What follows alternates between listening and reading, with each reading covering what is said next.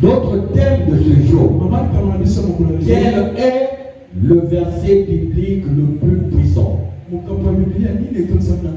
À cette question, la plupart des chrétiens diront Luc 10, 19.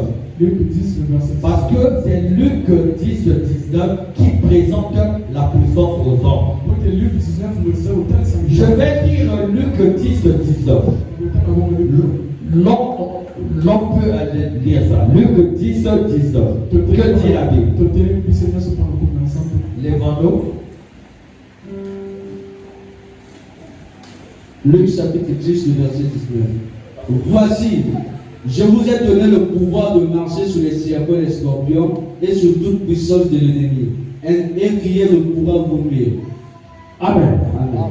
Normalement, le verset le plus puissant devait être ce verset. Mais je vais démontrer pourquoi ce n'est pas ce verset. Or, ce verset, c'est le verset qui est dit voici, je vous ai donné. Donc, Jésus donne le pouvoir aux chrétiens de marcher sur les serpents et les scorpions et sur toute la puissance de l'ennemi. Et rien ne pourra nous nuire. Donc, normalement, par ce verset, on a toute la puissance de la Bible. Mais sauf que ce n'est pas ça qui fait de nous des puissants. Mais ce verset dispose de la puissance. Donc ce verset nous présente la puissance. Mais il faut accéder à cette puissance. Raison pour laquelle il y a un autre verset qui nous donne accès à la puissance. Jésus dit, je vous donne. Lorsqu'il donne aux chrétiens. Mais le chrétien doit faire une chose pour être bénéficiaire de ce verset. Ce n'est pas comme l'on prêche que toute promesse de la Bible appartient à tout le monde. Ce sont les promesses pour ceux qui auront cru. Donc ces promesses-là, c'est pour ceux qui auront cru. Donc il faut d'abord en croire pour entrer en possession de ces versets. Donc tu n'es pas déjà détenteur de cette promesse. On pouvait aussi dire les versets tels que toute arme forgée contre toi sera sans effet. Oui, c'est aussi puissant. Mais sauf que ce n'est pas à la portée de tout le monde. Parce que on dit par exemple, dès que tu es nommé président des États-Unis, tu deviens l'homme le plus puissant du monde. Mais lorsque tu es nommé, il n'y a pas eu passation de service. Tu es l'homme le plus puissant parce que tu es élu, mais tu n'as pas encore la clé de la puissance. Il faut faire cette différence. Tu es nommé président de l'Empire, mais s'il n'y a pas eu passation, c'est le sortant qui a encore la puissance. Mais toi, tu es prétendant. Et c'est ça les chrétiens. On nous donne le pouvoir, mais on n'est pas encore en possession du pouvoir.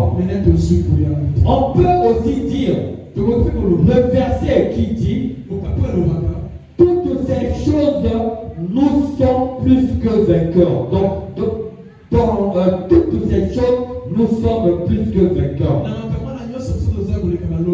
par celui qui nous a aimés. Mais toutes les paroles de la Bible sont conditionnées. Ce n'est pas parce que les gens proclament cela dans l'église comme si cela était libre. Non, toute parole de la Bible est conditionnée. On peut citer ça, on peut proclamer ça, on peut même dire je sais que mon rédempteur est vivant et qu'il se lèvera le dernier. Il y a plusieurs versets qui parlent de la puissance. On peut même dire l'Éternel fera de toi la tête et non la queue. Ou encore dit qu'il fait de ses serviteurs des flammes de feu. Mais tout cela, aucun de ces versets précités n'est le plus puissant de la Bible. Car pas un seul entre eux ne peut nous donner accès à la puissance. Donc ces versets parlent de la puissance, mais ça ne nous donne pas accès à la puissance. Lorsque j'ai écrit ce texte, je l'ai repris, je voulais changer le terme, mais les esprits me disent non, garde le terme, je vais te donner des arguments puissants. Donc aucun de ces versets, et on peut même parler du nom de Jésus, le nom au-dessus de tout nom. Même si le nom de Jésus est puissant, mais le nom de Jésus ne nous donne pas accès, c'est à la puissance. Vous vous posez la question comment? Puisque c'est le nom au-dessus de tout nom, et qu'au nom de Jésus, tout genou fléchit. Comment est-ce que ça ne nous donne pas accès à la puissance? C'est là où on va comprendre que tout ce que j'ai cité ne nous donne pas accès à la puissance. Comment cela? Je vais lire la Bible. Non. Je vais répondre à la question que nous avons. Parce que l'accès à la puissance cachée derrière le nom de Jésus est conditionné. Donc, il y a de la puissance au nom de Jésus. Mais cette puissance-là est cachée et est conditionnée. Ce n'est pas seulement tu viens, tu le dis Jésus. C'est un verset connu dans cette église. 2 Timothée 2:19. La Bible dit, néanmoins, le solide fondement de Dieu reste debout. Donc il y a le solide fondement de Dieu. Ça veut dire que là où Dieu s'assoit, il y a un fondement. Et ce fondement, c'est que le Seigneur connaît ce qui lui appartient. C'est là où on vient à ce verset. Donc lorsque Jésus dit, je vous donne le pouvoir de marcher sur les scorpions, il savait à qui il parlait. Il ne parlait pas à tout le monde. Le verset dit, le Seigneur connaît ce qui lui appartient. Et quiconque prononce le nom du Seigneur, qu'il s'éloigne de l'iniquité. Donc même la puissance du nom de Jésus, ce n'est pas donné à tout le monde.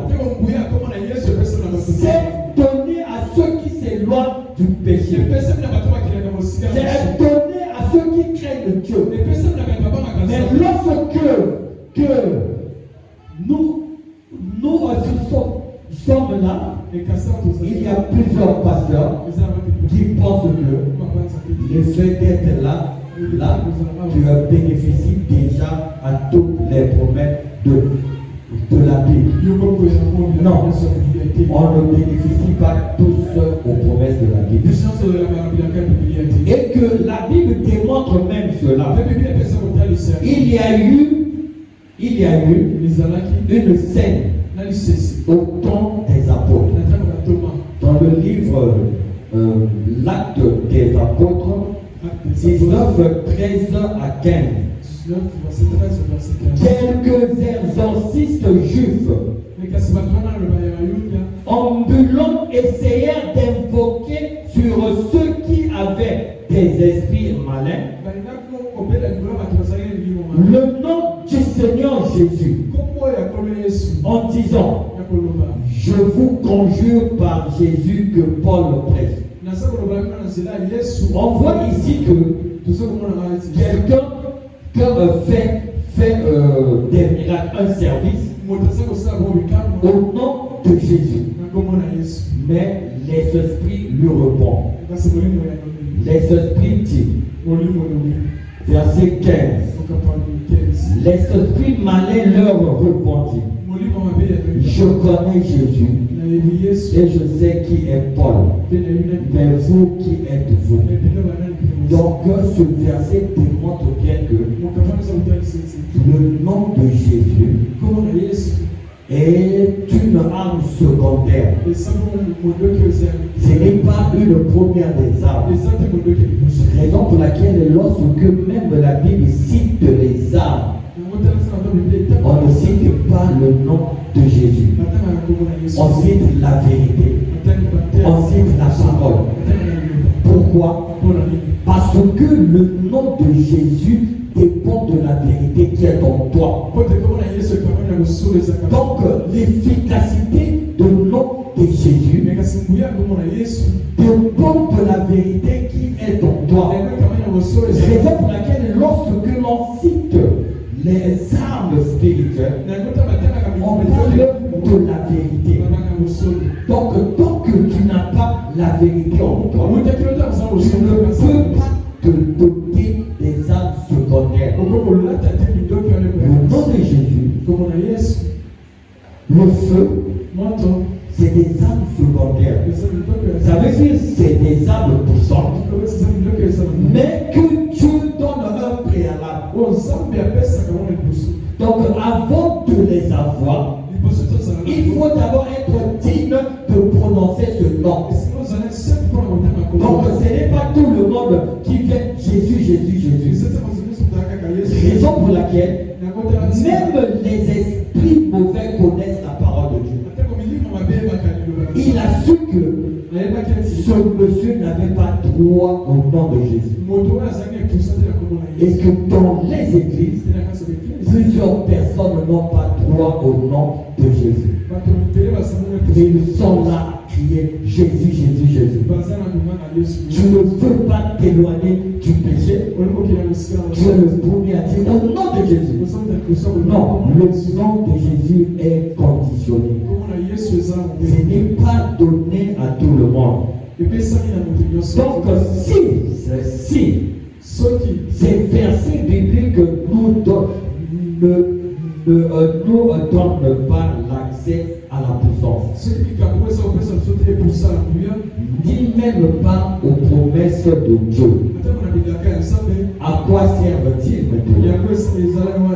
Ça sert maintenant à quoi? Il veut dire que Jésus nous a donné le pouvoir de marcher sur les serpents, sur les scorpions. Ces versets servent bel et bien. Leur rôle, c'est de disposer la puissance au pied des chrétiens. Donc ça rend possible la puissance. La puissance, elle est là, disponible. Mais on n'a pas la puissance. C'est la faute aux chrétiens. Raison pour laquelle la Bible dit: vous demandez, vous ne recevez pas, parce que vous demandez mal. Demandez mal, c'est demander sans être éligible. Donc tu n'es pas préparé, tu as demandé quand même. Tu ne peux pas recevoir. Mais ces versets disposent, place devant nous la puissance. Ces versets placent devant nous la puissance. J'ouvre une parenthèse à ne pas confondre disposer et avoir accès. Une chose peut être disponible, mais on dit cela est interdit à d'autres personnes. On dit que non, il y a certes de l'eau ici. L'eau qui est là, disponible, mais on dit ne peut boire que celui qui est serviteur de Dieu. Donc l'eau est là. Tu vois bien l'eau, tu vois la puissance, mais tu n'as pas accès à cette puissance. Donc plusieurs chrétiens citent la puissance alors qu'ils n'ont pas droit à la puissance. Maintenant, pour mieux comprendre la réponse à cette question, nous devions tous nous accorder du fait que l'amour de l'homme pour son Dieu est le premier et le plus grand commandement. Le plus grand commandement, c'est l'amour de l'homme vers son Dieu. Ce n'est pas l'amour de Dieu vers l'homme. Parce que ici, là, l'amour de Dieu a été prouvé et clôturé. Matthieu 22, 36 à 38. On pose cette question à Jésus. Maître, quel est le plus grand commandement de la loi? Cette question est posée à Jésus. Quel est le plus grand commandement de la loi? Jésus lui répondit, tu aimeras le Seigneur ton Dieu de tout ton cœur, de toute ton âme et de toute ta pensée. C'est le premier et le plus grand commandement. Donc, pour répondre à cette question, on doit tous s'accorder que le plus grand verset de la Bible, c'est là où on parle de l'amour. On ne parle pas de l'amour de Dieu pour les hommes, mais de l'amour des hommes pour Dieu. Donc aujourd'hui, on va comprendre cela ainsi. Revenons donc à notre question du jour. Quel est le verset biblique le plus puissant? Il y a des critères. C'est lorsque j'ai douté de ma propre prédication que l'Esprit m'a donné des critères pour avoir le verset le plus puissant. Donc, la réponse à cette question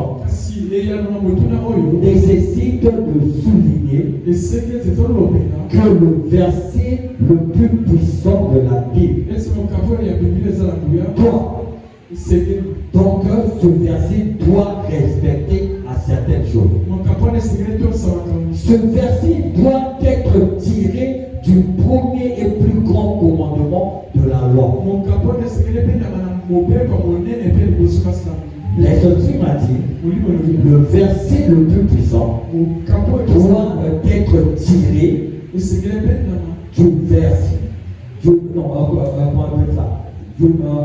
du premier commandement ou encore le plus grand commandement de la loi. Premier critère. Deuxième critère, ce verset doit faire valoir le bénéfice que l'homme gagne en appliquant le plus grand commandement de la vie. Donc, premièrement, ça doit être tiré de ce verset. Deuxièmement, ça doit faire valoir tel qu'est l'homme a s'il respecte le plus grand commandement. Et que troisièmement, ce verset doit donner l'accès à la puissance et aux promesses de Dieu. Donc, le verset biblique le plus puissant est Romains 8, 28. Et le verset dit, nous savons du reste que toutes choses concourent au bien de ceux qui aiment Dieu, de ceux qui sont appelés selon son dessein. Premièrement, dans ce verset, on parle de ceux qui aiment Dieu. Donc, l'on parle du verset du plus grand commandement de la loi. Il faut aimer Dieu. Deuxièmement, on nous dit qu'est-ce que l'on gagne lorsque l'on aime Dieu. On va recevoir toute la parole, toute la puissance, toutes les promesses de la Bible. Donc, les promesses de la Bible sont réservées à tous ceux qui aiment Dieu. Donc, lorsque on se dit, je vous donne le pouvoir, toutes ces choses concourent au bien de ceux qui aiment Dieu. Raison pour laquelle lorsque Jésus avait dit, il a dit, je vous ai donné le pouvoir. Il y avait Judas aussi à l'intérieur. Il savait que non, Judas ne l'aimait pas. Mais pour souligner l'exception, le verset qui suit, l'on peut aller lire ça. Luc 10, 19 à 20. Luc 10, 19 à 20. Luc 10, 19 à 20, le verset 19. Voici, je vous ai donné le pouvoir de marcher sur les serpents et les scorpions, et sur toute puissance de l'ennemi, et rien ne pourra vous nuire. Cependant, je ne vous réjouissez pas de ce que les esprits vous sont soumis, mais réjouissez-vous de ce que vos noms sont écrits dans les cieux. Amen. Amen. Jésus voulait dire par là, j'ai fait exception de Judas. Parce qu'il y a une personne qui ne m'aime pas qui est là. Donc la joie, ce n'est pas de chasser les démons. La joie, c'est ceux qui ont leur nom écrit. Donc, excepté Judas. Il parlait des choses à venir. Il disait déjà que, sauf Judas, et que il dit les noms sont écrits. Les noms écrits sont des noms de ceux qui aiment Dieu. Raison pour laquelle ici, Romains 8, 28 dit, nous savons du reste que toutes choses concourent au bien de ceux qui aiment Dieu, de ceux qui sont appelés selon son dessein. Donc ceux qui sont là, ce sont ceux qui ont des noms écrits. C'est là où Jésus dit, mais cependant, réjouissez-vous parce que vos noms sont écrits. Parce que ces gens-là étaient dans le dessein de Dieu. Maintenant, Tout le monde peut dire que non, j'aime Dieu. Oui, tu aimes Dieu. Ici, là, il y a des questions et réponses. Es-tu chrétien? Tu aimeras le Seigneur ton Dieu de tout ton cœur, de toute ton âme et de toute ta pensée. C'est le plus grand commandement. Est-ce que tu aimes Dieu? Est-ce que tu aimes Dieu pour être bénéficiaire des Écritures, des promesses de la Bible? Si oui, crois-tu aimer l'Éternel ton Dieu? Parce que d'autres peuvent dire oui. Et l'on repose la même question. Crois-tu aimer l'Éternel ton Dieu? Mais que dit la Bible? Si vous m'aimez, gardez mes commandements. Et ce qui fait naître la troisième question: gardes-tu les commandements de Dieu? Est-ce que tu gardes les commandements de Dieu? Ou bien tu es juste un chrétien de nom? Tu portes simplement l'étiquette chrétien, mais en toi il n'y a aucune crainte pour l'Éternel. Et plusieurs chrétiens n'ont pas de crainte pour l'Éternel. Pour terminer, je vais donner un conseil. Un conseil. Il faut aimer Dieu. Il faut aimer Dieu. Parce que non seulement c'est le plus grand commandement, mais cela aussi nous donne accès aux promesses de la Bible.